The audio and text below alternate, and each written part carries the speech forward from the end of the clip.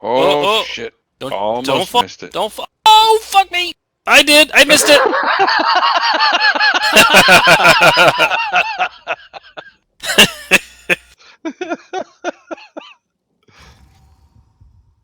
Oh, that was beautiful. Fuck my life. What's up, peeps? Dutch here, bringing you another Magic DK build. It's been about 3 years. Lots happened in 3 years. I retired from the Navy and became a high school biology teacher, and man, I've just been loving it. So, haven't been on my Magic DK in a long time, and I decided to get back on them, and I've been really enjoying it here lately, running around with my friends, and it's been a blast. This build that I'm going to show you works in Cyrodiil, and it also works in Battlegrounds, so you don't have to change anything as far as that. The only thing I ever change out is my monster set, and that's just from preference, like what I want to do, and maybe 1 or 2 skills, and that's just all, you know, relevant to what it is that you're going up against, right? So let's go ahead and let's get on into that right now. So you'll notice that right off the bat on this Magic DK, he's got 30k magic, 28k health, 15.4k stam. I like to have my stamina from 15 to 17k. Magic recovery is a whopping 2,051. Stand recovery is at 810, which is great. Spell damage, 3265. So that's really nice to have unbuffed on a Magic DK. I do not have continuous battle buff going on right now. This is all self stats right now, okay? Spell resist, 24.6, and physical is at 19.8. Everything is unbuffed. You can see right here, there's the only battle spirit I have is from Cyrodiil. I am a vamp, stage 4. I like to keep him there. The apprentice is 238 for my spell damage, adding on to that. Oh, looks like I do have a bonus. I'll be damned. Okay, so it's increasing my crit by 2, so I lied to you. My complete apologies. I don't know why. I haven't gone anywhere. Major prophecies from a skill line, and then the food I'm using, which is actually a drink, is the Red Frothgar, and it gives me max health and magic recovery by 451, and yet I still have these stats right here. That's stam, health, magic, and the spell damage is just, it's so sick. I love it. So, what sets am I running? Well, you can already guess Bright Throat. Absolutely. This set is amazing. Love this set. Wonderful set. Best set there is, in my opinion, for a magic user. If you want to have that sustain, every piece of my jewelry is infused, and I have spell damage on all of them, which is how I'm able to max it all out. But the reason why I have that drink, I don't like using the tri-stat drink. You can, that's up to you. Maybe you can maintain your resources better than, you know, someone like I can. Me, I find that if I go below 18 or 1900 for this patch, I really can't maintain. So having it up just above 2000 unbuffed is great for me. So, but anyway, so there's that one. The other set I'm using is Shacklebreaker, believe it or not. So everything here is 5 light, 1 heavy, 1 medium, because I got the Max Undaunted and I'm making, you know, resources from that. But Shacklebreaker is really good. I love it. That's how I'm able to get that extra stam without having to go to a tri-stat type drink or food, because I'm getting that extra 2,000 stamina right there.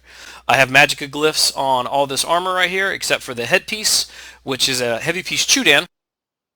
And I have a max health because I just like to have just a little bit more health. It's nice, especially when you know, you're fighting against more than one player right there. So just, you know, you run out of that, you're dead, right? Just like if you run out of stam, you're dead. But anyways, the other set I have here is Lord Warden. So I have 2 separate monster pieces here. And the reason why is because the one item, 2,975 armor for each one, really helps us get that stat up for resistances. Because there's some really, really hard-hitting people out there who are so much better than me.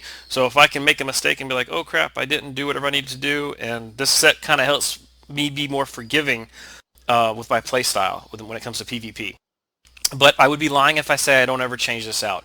I'm like a complete Barbie doll, man. I change this out all the time. I'll throw Zons on, a 2-piece Zon set. I'll throw a 2-piece Grothdar. I'll throw a 2-piece Valken Scoria. So it all just really comes down to, you know, what you want. But really, any of those work. But if you want to be tanky and be in 5 light, this will work out for you really good. Now, the weapons that I have here, the main bar, which is where all my damage is coming from, is a Bright Throat Boast Greatsword. And it's Nirn. That's really important to make it Nirn. And that's how we're able to get that spell damage up so high. Right now, I have the stock glyph that came on it, just because I like to get magic back. But I've been really thinking about getting a disease glyph to put on there, because anytime you can put any kind of defile on your target, it's just going to help you out, because healing right now is stupid in the game. I mean, it truly is just, it's stupid. There are some guys, their builds are so amazing. They heal from like 2 health all the way back up to full. It makes me so jealous. But anyways, the two-hander, one, I'm sorry guys, but that's awesome. That's my green lightsaber right there. And if you don't like Star Wars, I really don't care. But that is just amazeballs. So, right, first rule for PvP, look cool, right? I mean, that thing is amazing. I love it. But there are some really cool things that come along with having a two-hander on this Mage build. One, you get the automatic bonus to spell damage for having it. And yes, you do get one for dual wield as well. I know you do. That's totally cool. But again, I like having my lightsaber. But this is also what you get. So check this out right here. You get increase for light and heavy attacks. You get some spillage that goes over to the other enemies. This one right here, swords increase your damage by 6%, which is why it's a sword. It's not a mace, and it's not a hammer. It's a sword. Now, if you do dual wield, you're totally fine. Do dual wield. Do Nirnhone on your main hand, and do like sharpened or something, or defending on your offhand, whatever you want to do. But I like this one. The main reason I like this one is because of this. When you deal damage with a fully charged heavy attack, when it connects, your next direct damage attack used within 7 seconds deals an additional 10%. That's really important, because I use that for combos, and I'll show you that in a second. And then of course the battle rush. I mean, anytime you kill a target with a two-handed weapon equipped, which is, this is your damage bar, is what the two-hander's on, you're going to get 30% stam recovery for 10 seconds. And we all know that on a Mage DK, I mean, you need all your resources. You need stam. You need magic. And of course, you always need health, right? So, but anyways, so back to it. Let's go over the ability, shall we? This sucker is amazing. The Molten Whip. I chose that morph because whenever you use 3 of your flame damage abilities, I think it's the Ardent Flame, I think that's what it is. Yeah, whenever you use 3 of these suckers, you get a stack and you can do a Power Lash. Now what's really cool about that is that Power Lash really freaking hits, man. Like, I'm not even playing with you. It is like no joke. It hits. So if you can do like that heavy attack with the sword, and then you do this, it's just going to hit that much harder. If you do the heavy attack with a sword and then do elite, it's going to hit that much harder. But so there's that one right there. Engulfing Flames, nice dot, really good increase on the damage bonus right there. Gotta have it. Burning Embers, I mean, you should be tagging them with this every chance you get, because as soon as you re-tag it, reapply it, you're going to get a heal from it, which is always great. And then the other Ardent Flame ability is Cauterize. Y'all, I have had this sucker heal for 7k to 8k on hits, and that's just stupid. I told you, I definitely think healing is kind of overpowered in the game right now.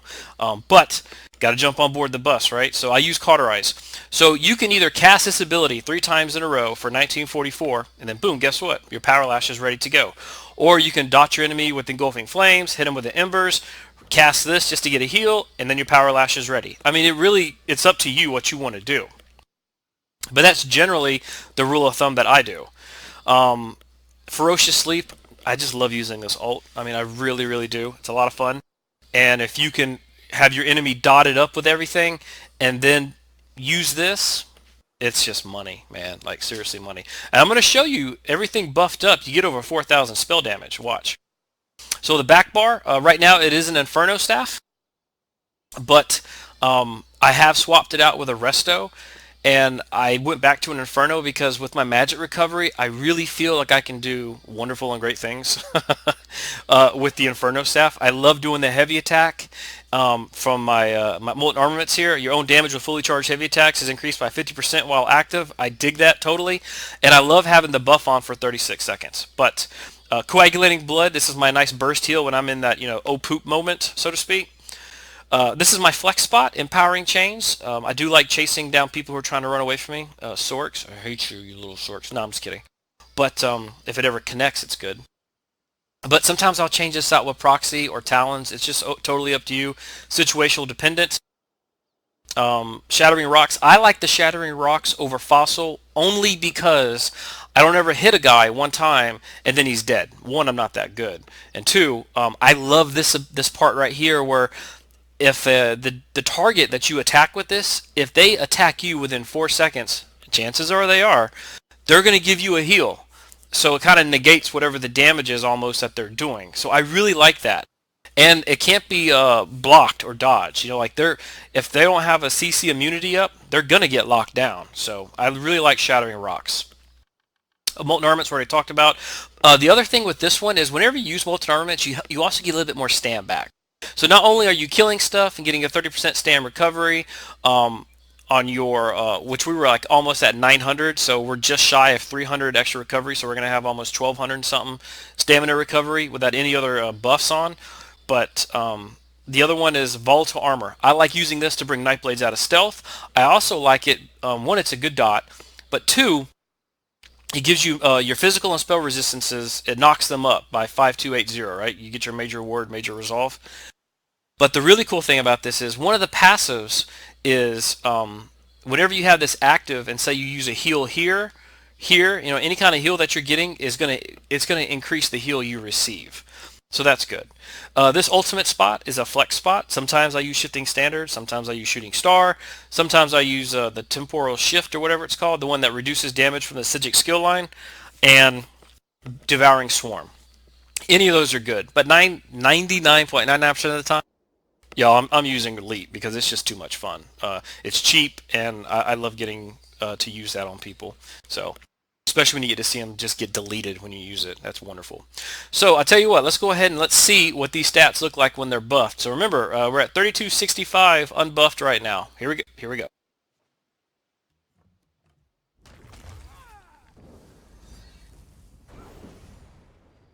So right off the bat, we're at 4,008 spell damage. This is just all us. It drops down to 3918 after a few seconds because that minor you get from Cauterize using that ability, but it's going to stay at 3918 for the 36 seconds. And this is all self-buffed, you know what I mean? Spell Resist was at 29k. Let me go and repop that.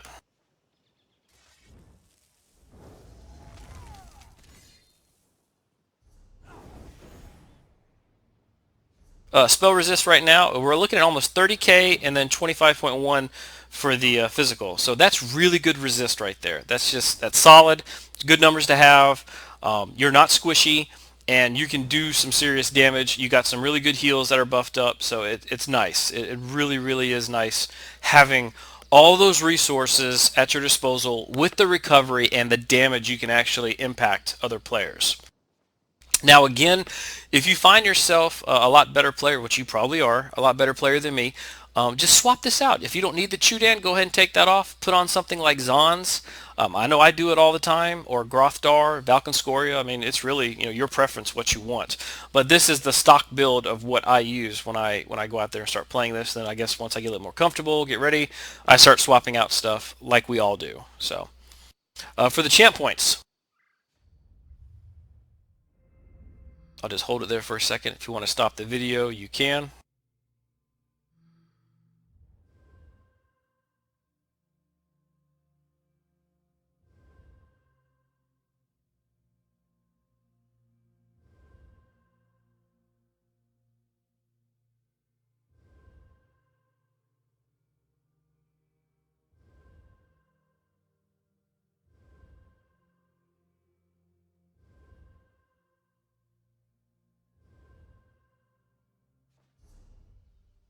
Alright, so that's basically the build right there. I really like it. It's worked out very, very well for me.